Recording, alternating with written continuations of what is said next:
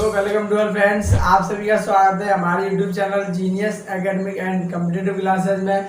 मेरा नाम रंजीत। तो आज हम चर्चा करेंगे क्लास 10 चैप्टर 3 जिसमें हम जानेंगे मेटल एंड नॉन मेटल यानी धातु और धातु के बारे में। धातु क्या होती है, धातु क्या होती है, उनके बारे में जानेंगे। तो आइए हम अब वीडियो को स्टार्ट करते हैं। जैसे देखते हैं धातु किसे कहते हैं और अधातु किसे कहते हैं, इनसे संबंधित जो भी प्रश्न उनके बारे में जानते हैं। तो आइए जैसे देखते हैं। जैसे धातु क्या होती है, वे तत्व जो इलेक्ट्रॉन त्याग कर धनायन बनाते हैं धातु कहलाती हैं।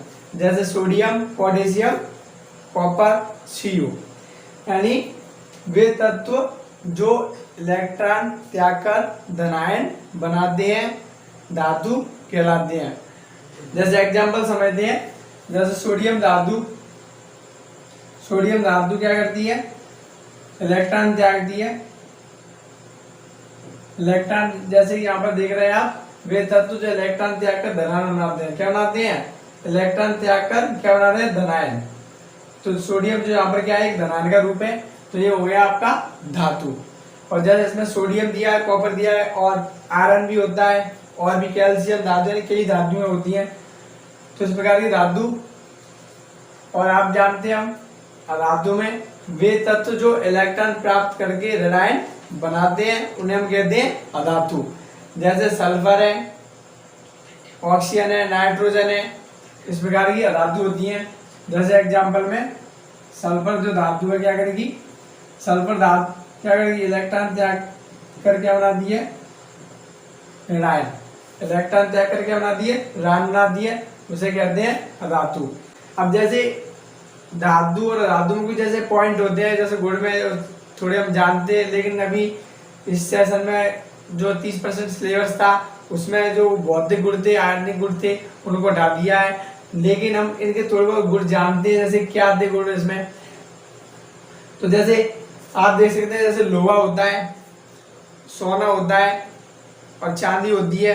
तो सोना और चांदी कैसी धातु होती है, चमक अवस्था में होती है, जिनमें अधिक चमक होती है। और लोहा, कॉपर है, ये धातु ऐसी होती है जिनमें ऐसी होती है जो कठोर होती है। लोहा, कॉपर धातु कैसी होती है, कठोर। और एक इसमें Hg धातु होती है, Hg जिसको बोला जाता है मरकरी, वो होती है आपकी द्रव अवस्था में। और धातु जैसे कुछ ऊष्मा की सुचालक भी होती है। धातु क्या होती है, कुछ ऊष्मा की सुचालक।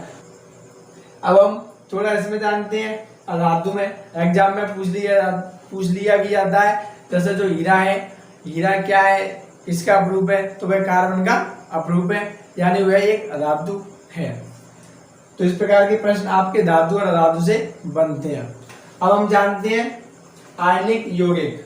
आयनिक यौगिक में क्या है, किसी परमाणु से दूसरे परमाणु पर इलेक्ट्रॉन के पूर्ण हस्तांतर द्वारा बनने वाले आयनिक बंध को आयनिक यौगिक कहते हैं। यानी किसी परमाणु से दूसरे परमाणु पर, यानी कोई एक परमाणु है जो दूसरे परमाणु पर इलेक्ट्रॉन के पूर्ण हस्तांतर, इलेक्ट्रॉन जैसे माइनस चार्ज और प्लस चार्ज, जैसे दो चार्ज होते हैं, धनायन होता है, एक माइनस होता है। तो माइनस जो हमारा इलेक्ट्रॉन चार्ज, इलेक्ट्रॉन के पूर्ण हस्तांतर द्वारा बनने वाले आयनिक बंध क्या बनते हैं, आयनिक बंध बनते हैं, जो क्या कहलाते हैं, आयनिक यौगिक। क्या कहलाते हैं आपके, आयनिक यौगिक। हम जानते हैं खनिज क्या होता है, खनिज में क्या है, तो खनिज ऐसे कार्बनिक यौगिक व तत्व जिनको खोदकर भूपर्पटी से प्राप्त किया जाता है खनिज कहते हैं।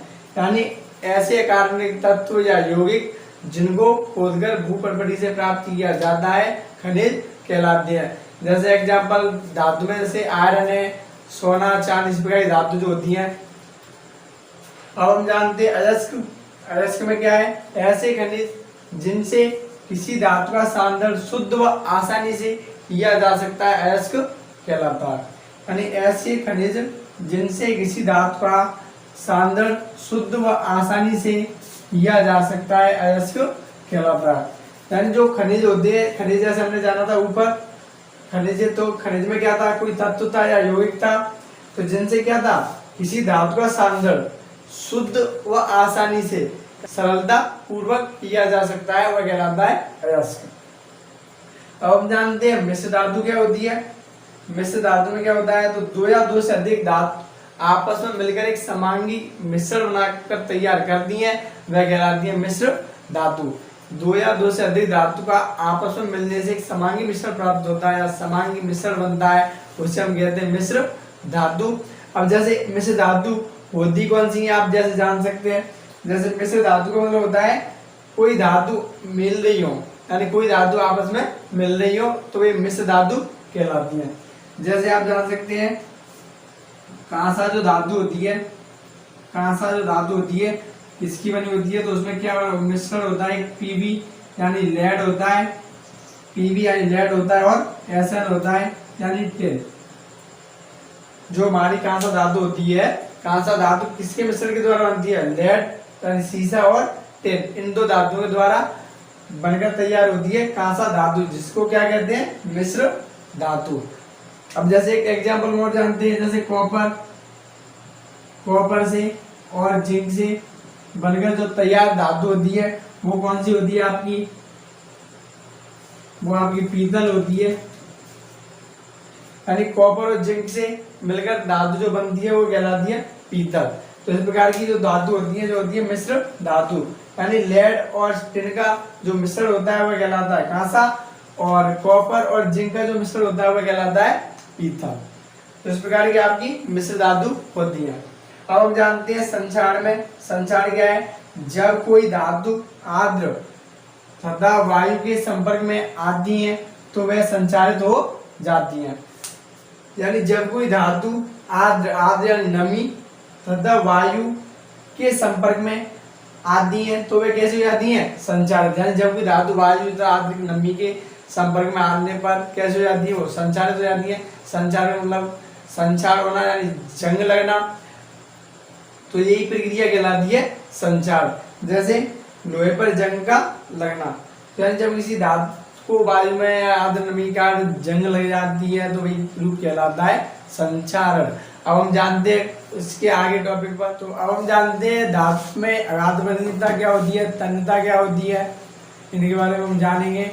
और जैसा कि उभयधर्मी ऑक्साइड है, उभयधर्मी ऑक्साइड जिसे कहते हैं उसके बारे में जानते हैं। तो आइए जैसे देखते हैं, जैसे अघातवर्धनीय किसे कहते हैं, तो ऐसी धातु जिनको हथौड़े के द्वारा पीटकर चादर के रूप में परिवर्तित करना अघातवर्धनीय कहलाता है या कहलाती है।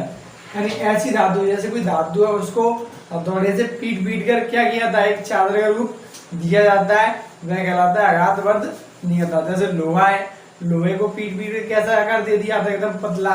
जैसे आपने देखा होगा फावड़ा होता है, फावड़ा बनता है तो वह जैसे ठोस लोहे के द्वारा आग में पिघलाकर उसको कैसा रूप दे दिया था, हथौड़े के द्वारा पतला रूप दे दिया जाता है, तो ये कहलाता है अघातवर्धनीय। अब ऐसे तन्यता है, तन्यता क्या होता है, तन्यता में क्या होती है, तो तन्यता होती है ऐसी धातु जिनसे अत्यंत पतले तार खींचे जा सकते हैं। यानी ऐसी धातु जिनसे अत्यंत पतले तार खींचे जा सकते हैं, तन्यता कहलाती है।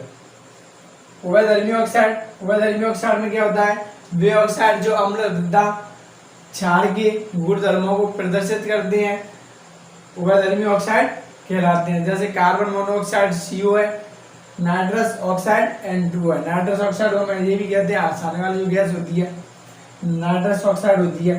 तो उभयधर्मी ऑक्साइड क्या होता है, वे धात्विक ऑक्साइड जो अम्ल तथा क्षार के गुणधर्मों को प्रदर्शित करता है उसे हम कहते हैं उभयधर्मी ऑक्साइड, जैसे कार्बन मोनोऑक्साइड और नाइट्रस ऑक्साइड। अब हम जानते हैं जैसे लोहे को जंग से बचाने के दो तरीके क्या हैं, लोहे को जंग से बचाने के दो तरीके बताइए। जैसे प्रश्न में पूछा जाए तो आप क्या बता सकते हो, तो आप बता सकते हो एक तो पेंट करके लोहे को बचाया जा सकता है, और एक जिंक की परत चढ़ाकर लोहे को बचाया जा सकता है। अब जानते हैं ऑक्सीजन के साथ संयुक्त होकर धातु ऑक्साइड बनाती है, किस प्रकार का बनाती है, यानी ऑक्सीजन के साथ संयुक्त होकर धातु किस प्रकार का ऑक्साइड बनाती है, तो वो बनाती है अम्लीय ऑक्साइड। यानी धातु ऑक्सीजन के साथ संयुक्त होकर अम्लीय ऑक्साइड बनाती है। जैसे कार्बन क्या है, धातु है, किसके साथ संयुक्त हो रहा है, ऑक्सीजन के साथ। यहाँ पर ऑक्सीजन है, ऑक्सीजन दिया है, कार्बन ऑक्सीजन के साथ संयुक्त हो रहा है, तो क्या बना रहा है, कार्बन डाइऑक्साइड। यहाँ पर कार्बन डाइऑक्साइड जो गैस है वो किससे क्रिया कर रही है, जल में, जलीय विलयन में क्रिया कर रही है, तो क्या बना रही है, हाइड्रोजन कार्बोनेट, जिसे कहते हैं हम कार्बोनिक अम्ल, जिसे हम क्या कहते हैं, कार्बोनिक अम्ल। तो जैसे प्रश्न में पूछा जाए ऑक्सीजन के साथ संयुक्त होकर धातु कैसा ऑक्साइड बनाती है, तो आप कह सकते हैं धातु अम्लीय ऑक्साइड बनाती है। अब जैसे उसमें जैसे हमने धातु के बारे में जाना था, धातु किसे कहते हैं और धातु किसे कहते हैं, इसमें हमने एक और पॉइंट और है, जैसे उपधातु क्या होती है, उपधातु किसे कहते हैं। तो उपधातु में क्या है, उपधातु में जब यानी धातु और अधातु का संयोग होना, यानी उनका दोनों का रूप में जुड़ना कहलाता है उपधातु। जैसे हमने एक पॉइंट इसमें और जाना था, सोडियम है जो हमारा जो बहुत ही मुलायम सॉफ्ट होता है धातु में, जिसको चाकू से काटा जा सकता है। इसमें एक प्रश्न ये भी बनता है, जैसे सोडियम को केरोसिन में डुबोकर क्यों रखा जाता है, तो सोडियम को केरोसिन में डुबोकर इसलिए रखा जाता है क्योंकि ये ऑक्सीजन के संपर्क में आने से आग पकड़ लेती है, जिसके कारण इसको केरोसिन में डुबोकर रख दिया जाता है। यानी सोडियम धातु जो है उसको केरोसिन में डुबोकर इसलिए रखा जाता है क्योंकि ये वायु के संपर्क में आने से क्या पकड़ लेती है, आग। इस प्रकार हम उसको कहाँ रखते हैं, केरोसिन के तेल में डुबोकर। और जैसे गैलियम जो धातु होती है, गैलियम और सीजियम, इनका बहुत गलनांक कम होता है, इसलिए ये धातु अगर हम हथेली पर रखें तो ये धातु क्या हो जाती है, पिघल जाती हैं, क्योंकि इसका गलनांक बहुत कम होता है। और जैसे हमने सोने में जाना था, सोना के जो धातु है वो क्या है, चमकीली धातु है, एजी है जो चमकीली धातु है। तो इस प्रकार के आप धातु से संबंधित जो प्रश्न थे हमने आज चर्चा कर ली। अब हम इससे और भी जो संबंधित प्रश्न है आगे हम अगली वीडियो में चर्चा करेंगे। तो आपको वीडियो कैसा लगा, वीडियो को लाइक करें, शेयर करें और हमारे यूट्यूब चैनल को सब्सक्राइब करें। और इससे संबंधित जो भी और टॉपिक है हम अगली वीडियो में लाएंगे। और इससे पहले जो चैप्टर 2 है, फर्स्ट है, उसको आप वीडियो के डिस्क्रिप्शन में लिंक के द्वारा ओपन करके देख सकते हैं। तो अब मिलते हैं अगली वीडियो में। धन्यवाद।